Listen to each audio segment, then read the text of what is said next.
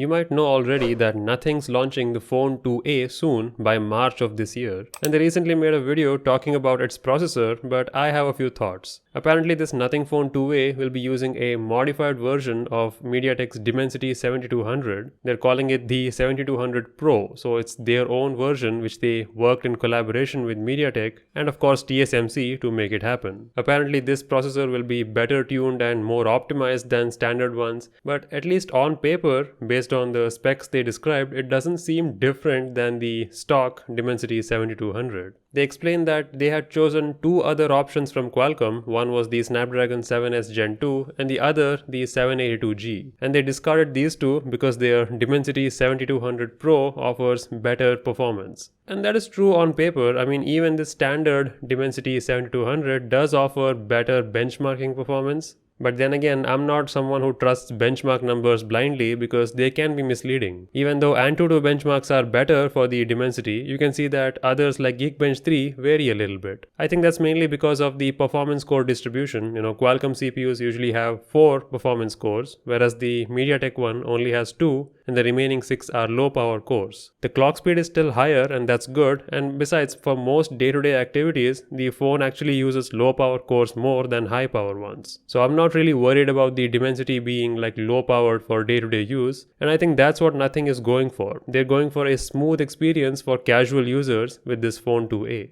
But there are two solid reasons to buy the Nothing Phone 2a, and no, it's not the Dimensity 7200 Pro. It's actually the same thing that would go for any Nothing product. That's design and good software. You see, especially in this budget segment that the Phone 2a is targeting, there aren't that many phones with clean software. Maybe the OnePlus 12R or something that came out, that's kind of nice, I suppose. But any other phone, like I've used a few Realme ones, I've used a few Oppo and others, none of them seem to be as well designed from a hardware and software point of view like a Nothing phone would. You see, Nothing has thought about their designs a lot, especially for their phones. Even the front, you can see that the bezels are very symmetrical. It's not common for Android phones to have such symmetry. And I'm not the only one who thinks so. People like Sam Beckman, who do a lot of software reviews on Android phones, routinely uses the Nothing phone to show in his videos because it has a very pleasing symmetrical design. That's one of the main selling points, an iconic design with very purposefully designed software. So that should be on top of your list if you're considering any Nothing product, especially their phones.